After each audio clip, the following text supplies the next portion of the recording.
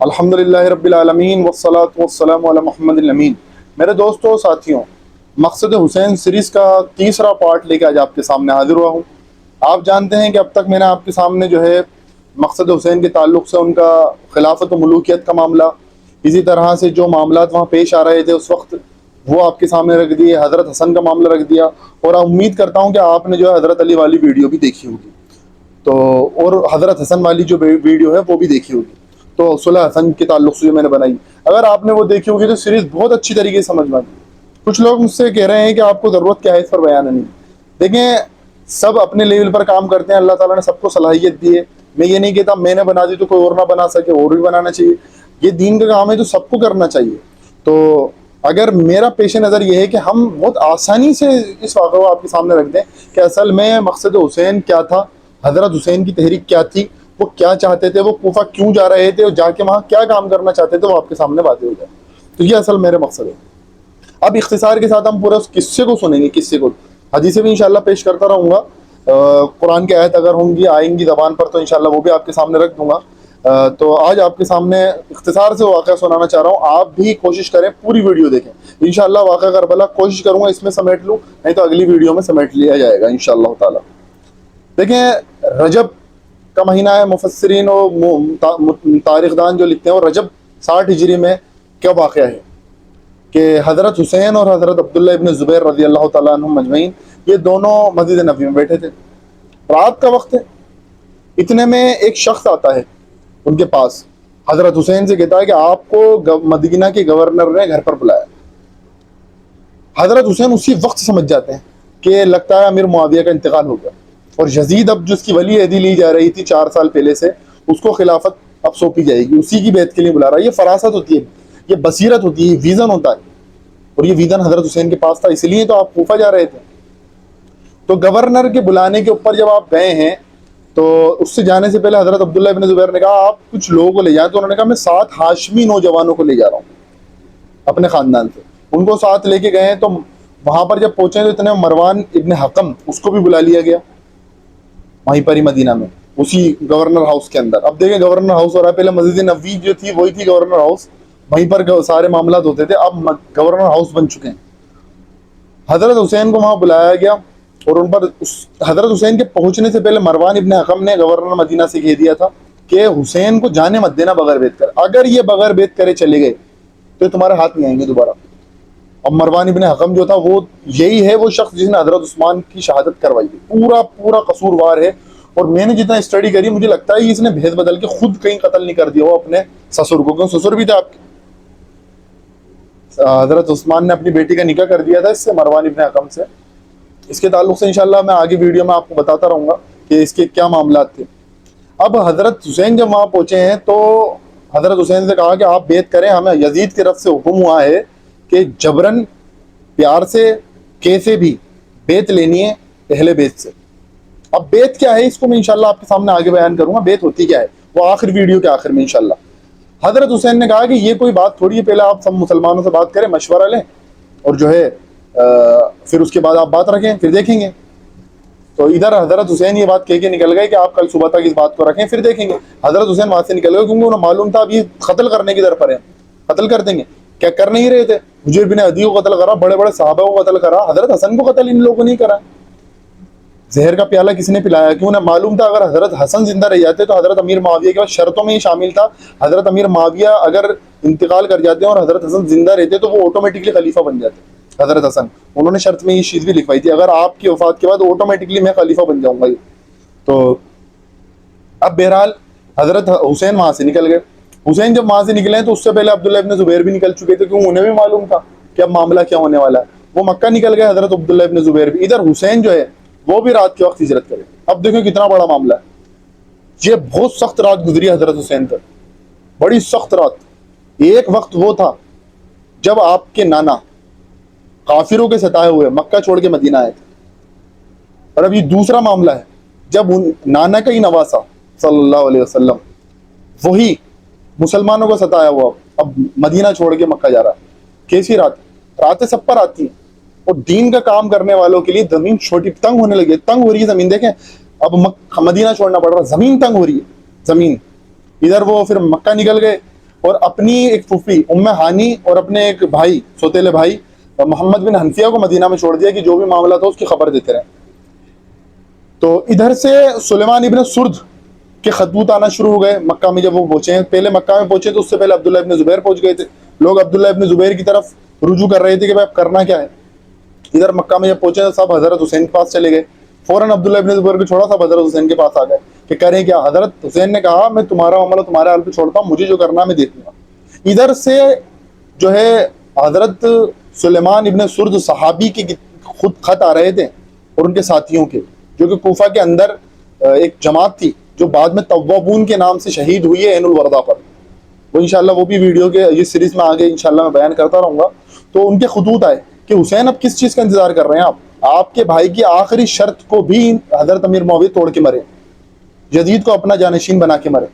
مسلمانوں کی مشورے پر چھوڑنے کو کہا تھا لیکن انہوں نے جانشین اور جبر کی بیعت لینے کے تعلق سے اپنے بیٹے کو چھوڑ دیا, ہمارے سروں پر مسلط کر دیا.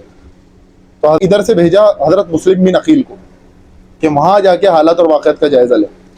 حضرت مسلم بن عقیل وہاں گئے ہیں, وہاں پر انہوں نے سب لوگوں کا جائزہ لیا تو پتہ چلا کہ 15,000 سے زیادہ لوگوں نے حضرت مسلم بن عقیل کے ہاتھ پر بیعت کر لی کہ حضرت حسین کو آپ بلا لیں. مسلم بن عقیل حضرت حسین کے چچا زاد بھائی تھے, حضرت علی کے ایک بڑے بھائی تھے عقیل, ان کے بیٹے تھے مسلم. تو یہ مسلم بن عقیل جو ہے ان کے چچا زاد بھائی تھے. ادھر ہوا یہ کہ خط آ رہے, ادھر حضرت حسین کو ایک اطلاع اور ملی کہ شام سے پوری کی پوری ٹولی نکل چکی ہے آپ کو قتل کرنے کے لیے. وہ حج کے دوران, حج 8 ذوالحجہ, حج کے دوران آپ کو جو ہے قتل کرے گی. رجب سے حج ذوالحجہ آ گیا تو حضرت حسین نے حج چھوڑا اور 8 ذوالحجہ کو مکہ سے روانہ ہو گئے. کہ کہاں کے لیے؟ کوفہ کے لیے, کیونکہ سلیمان ابن سرد کے خط آ رہے تھے. اور ادھر سے مسلم بن عقیل کا خط بھی مل چکا تھا کہ ہاں یہاں پر لوگ بالکل آپ کی بیعت کر چکے ہیں 15,000 سے زیادہ لوگ, اور ابھی اور کر رہے ہیں, ابھی رننگ میں ہے معاملہ. تو سلیمان ابن سرد کی جو ہے اس میں صدارت میں سب لوگ بیعت کر رہے تھے زور و شور سے. وہاں کا گورنر جو تھا نعمان بن بشیر تھا کوفہ کا اس وقت, اور تھوڑا نرم دل تھا اور اہل بیت کے لیے تھوڑا نرم گوشہ رکھتا تھا. ادھر جب حسین نکلے ہیں 8 ذوالحجہ کو تو اب بہت سے لوگ کہتے ہیں انہیں روکا گیا. اگر روکا بھی ہوگا تو صرف اس بنیاد پر روکا تھا کہ آپ نہ جائیں, آپ قدم تو صحیح اٹھا رہے ہیں لیکن یہ تدبیر صحیح نہیں ہے. آپ کا موقف صحیح ہے لیکن تدبیر صحیح نہیں ہے. آپ جائیں گے رستے میں ہو سکتا ہے وہ لوگ آپ کو قتل کر دیں. لیکن حضرت حسین یہ بات بیان نہیں کری جاتی, صرف اتنا سا ہو سکتا ہے. ویسے کسی نے بھی نہیں روکا, ایسی کوئی تاریخ میں آتا ہے تو بس وہ اتنا ہی آتا ہے کہ روکا تھا تو اس وجہ سے ہی روکا تھا, بس کہ آپ کا فکر صحیح ہے, آپ حق پر ہیں, لیکن آپ اپنے اہل بیت کو لے کے نکل رہے ہیں, رستے میں آپ کو روک لیں گے. تو بہت سے لوگوں نے اس کو جو ہے توڑ مڑوڑ کے پریشان کرا کہ وہ تو روکتے تھے حضرت حسین غلط تھے اس لیے روکتے تھے. حضرت حسین غلط نہیں تھے. جن کو اللہ کے رسول کی حدیثیں معلوم تھی وہ لوگ حضرت حسین کو غلط بتا سکتے ہیں. میں نے پچھلی دفعہ بھی آپ کے سامنے حدیثیں رکھی ہیں اور آگے بھی اس سیریز میں رکھتا رہوں گا انشاءاللہ. سیریز ختم تھوڑی ہو رہی ہے ابھی تو, میں انشاءاللہ شروع کریے, اب تو محرم کا مہینہ لگ رہا ہے. تو ادھر حضرت حسین روانہ ہوئے ہیں. ادھر یزید کو یہ معلوم چل گیا تھا کہ نعمان بن بشیر جو کوفہ گورنر یہ نرم گوشہ رکھتا ہے اہل بیت کے لیے, اس کو ہٹاؤ. تو اس نے مبیر عبید اللہ بن زیاد کو کوفہ کا گورنر بنا کر بھیجا. اور یہ عبید اللہ بن زیاد جو ہے رات کے اندھیرے میں حضرت حسین کا بھیس دھارن کر کے بنا کر جو ہے کوفہ میں داخل ہوا. لوگ سوچے کہ حضرت حسین آ گئے, لوگ حضرت حسین سمجھ کر ان کے ہاتھ چومنے لگ گئے. یہ محل میں داخل ہوا اور محل میں داخل ہونے کے بعد اس نے جیسے نقاب اتارا تو سب ڈر گئے, یہ تو عبید اللہ بن زیاد ہے. اس نے یہ معاملہ آپ دیکھیں کہ اس نے فوراً کوفہ میں جا کے کرفیو لگا دیا, کیوں اسے معلوم تھا ساری سچویشن کا کہ کیا ہو رہی ہے. تو سلیمان ابن سرد صحابی وغیرہ جو ساتھ نہیں دے پائے نا حضرت حسین کا, وہ اس لیے نہیں دے پائے کہ کرفیو نافذ کر دیا تھا. ایک بندہ رستے پر نہیں دکھنا چاہیے, اس محلے کا بندہ اس محلے میں نہیں جانا چاہیے, کوئی بندہ سڑکوں پر نظر نہیں آنا چاہیے. جو سامنے آئے گا اس کو قتل کر دیا جائے گا یا پھر فوج میں شریک ہو اور حسین کے خلاف جائے لڑنے کے لیے. تو یہ والا معاملہ تھا. ادھر جو ہے مختار سقفی جو تھا وہ بھی جیل میں قید تھا, یزید نے اسے قید کرا رکھا تھا. بہرحال یہ بھی ایک الگ داستان ہے, انشاءاللہ میں بیان کروں گا. اب ہوا یہ کہ مسلم بن عقیل پہلے تو سب لوگوں کو بلایا. مسلم بن عقیل کا ظاہر سی بات ہے لوگ نکل نہیں پا رہے, مسلم بن عقیل اکیلے تھے. مسلم بن عقیل کو چھت سے لے جا کے پھینکوا دیا, انہیں قتل کروا دیا, شہید کروا دیا. اب یہ بات کو بھی توڑ مڑوڑ کے پریشان پیش کرا جاتا, توڑ مڑوڑ کے, کہ حضرت حسین تو بعد میں مسلم بن عقیل کے قتل کے لیے جو بدلہ لینے کے لیے گئے. ایسا کوئی معاملہ نہیں تھا. مسلم بن عقیل کا بدلہ لینے کے لیے نہیں گئے تھے, وہ اسلامی حکومت نافذ کرنے کے لیے جا رہے تھے. تو اس چیز کو بھی سمجھنا چاہیے. اب ہوا یہ کہ سب سے پہلے عبیداللہ ابن زیاد نے ایک تو حسین کو، حسین دوسرا یہ سین سے نہیں ہے، سواد والا حسین ہے، حسین کو بھیجا ایک شخص، حسینی نام ایک شخص کو حضرت حسین کے خلاف، دوسرا ایک شخص کو بھیجا حور ابن یزید کو 1000 فوج لے کے، اور حسین کو بھیجا 4000 فوج لے کے کہ حسین کا راستہ روکو راستے میں اور انہیں موڑ دو کس طرف؟ دریائے فرات کی طرف، کیونکہ لوگوں کو وہ شک شبے میں تو ڈالنا تھا نا کہ کوفے سے راستہ جو دریا فرات کی طرف کیوں مڑ گیا، یہ تو ڈائریکٹ شام جانے کا راستہ ہے۔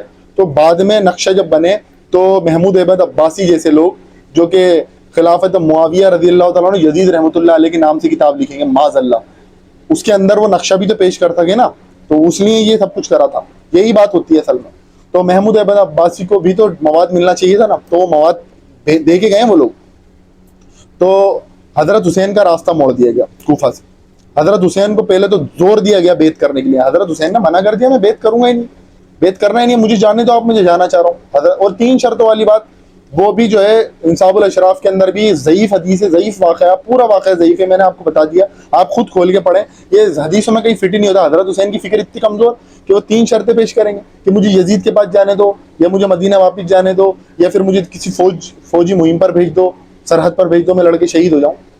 کیا یہ کیسی بات کرتے ہیں؟ حضرت حسین کی پوری تحریک کو، پوری ان کی جو فکر کو جو ہے نا جلانے کی کوشش کری جاتی، جس طرح سے انہوں نے اہل بیت کے خیمے جلائے، اس طرح سے حضرت حسین کی فکر کو بھی جلانے کی کوشش کری جاتی۔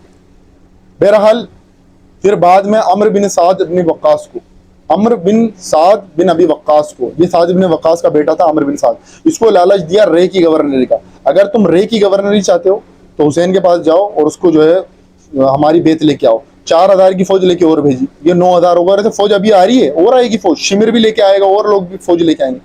بہرحال راستہ ان کا موڑا اور 7 محرم کو جو ہے کربلا میں ان کو روک دیا گیا اور ان پر کر دیا پانی بند اہل بیت کے اوپر، یہ ہوا۔ اور آپ دیکھیں کتنا بڑا معاملہ ہے کہ صفین کے موقع پر حضرت علی نے حضرت معاویہ کی فوج کو پانی لینے کو منع نہیں کرا، پانی دیا ہے۔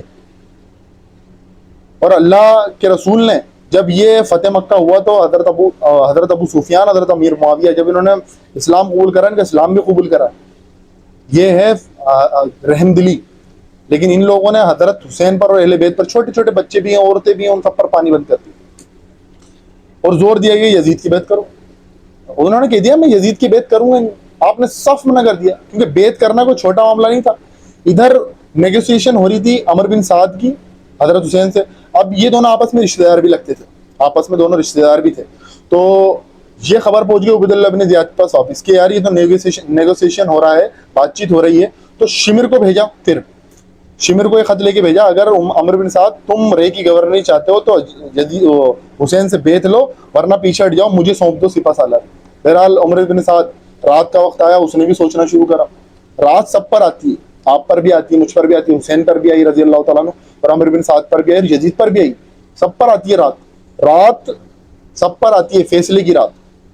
اللہ تعالیٰ نے فیصلے کی رات ان کے سامنے، سب کے سامنے رکھی، کسی نے حق کو چنا، کسی نے باطل کو چنا، کسی نے حق کو چنا، کسی نے پیسوں کو چنا، کسی نے حق کو چنا، کسی نے ڈر کو چنا، تو وہ تو ایک الگ بات ہوتی ہے۔ بہرحال بیت پر جو زور دیا جا رہا تھا، شمر کو بھیج دیا، حضرت حسین سمجھ گئے اب معاملہ ہو چکا خراب، اب یہ معاملہ سدھرنے والا نہیں ہے، اب یہ لوگ مجھے قتل کرے بغیر، میرے ساتھیوں کو قتل کرے بغیر نہیں چھوڑیں گے۔ ادھر حضرت حسین جو ہے بیت سے اس لیے منع کر رہے تھے کہ بیت کیا تھی، اس بات پر اپنی بات ختم کرتا ہوں کہ بیت کیا تھی۔ بیت دیکھیں، بیت اس کو کہتے ہیں کہ اگر حضرت حسین بیت کر لیتے تو اس بیت کا سیدھا سا مطلب یہ تھا کہ جو کچھ ہو رہا ہے، یزید کی خلافت ہے، امیر معاویہ کی خلافت ہے، سب کچھ خلافت ہے، سنتی والی خلافت ہے، اللہ کے رسول کی سنت کے مطابق خلافت ہے، یہ خلافت ہے۔ اس پر مہر لگ جاتی کہ یہ بیت حسین نہیں کر رہے، علی بھی کر رہے اور محمد رسول اللہ صلی اللہ علیہ وسلم بھی کر رہے ہیں۔ اس لیے حضرت حسین کو معلوم تھا میری بیت کی کتنی اہمیت ہے، اس لیے تو یزید دور دے رہا تھا، یزید کو معلوم تھا حسین کی بیت کتنی اہمیت رکھتی ہے ہماری سطح قائم ہونے کے اندر، ہماری بادشاہت قائم رہنے کے اندر حسین کی بیت کا کتنا بڑا رول ہے۔ یزید کو معلوم تھا، اس کے والد کو بھی معلوم تھا، تو حسین جو ہے نا بیت نہیں کری، بلکہ اپنے خون سے اور اپنے اہل خانہ کے خون سے اختلافی نوٹ لکھ کے گئے، اختلافی نوٹ کہ جو کچھ ہو رہا ہے خلاف سنت ہو رہا ہے، قرآن مجید کی تعلیمات کے خلاف ہو رہا ہے، یہ بادشاہت شدید ترین اور شریر ترین بادشاہت ہے، حضرت حسین نے اپنے خون سے لکھا۔ اور آپ دیکھیں وہاں پر کربلا میں وہاں پر کربلا میں اہل بیت کی بوٹیاں نہیں بٹی ہیں بلکہ اقامت دین کی اور اسی طرح سے دین کی بوٹیاں بٹی ہیں وہاں پر، دین کی بوٹیاں کر دی ان لوگوں نے، حسین کی بوٹیاں نہیں کری، دین کی بوٹیاں کر دی. یہ ہے اصل میں بادشاہت کی نحوست. انشاءاللہ اب آگے کیا ہوا 7 محرم کے بعد سے وہ انشاءاللہ آپ کے ساتھ اگلے ویڈیو میں رکھیں گے. اللہ تبارک و تعالی ہمیں کہنے سننے کے ساتھ عمل کی توفیق عطا فرمائے. وآخر دعوانا الحمدللہ رب العالمین.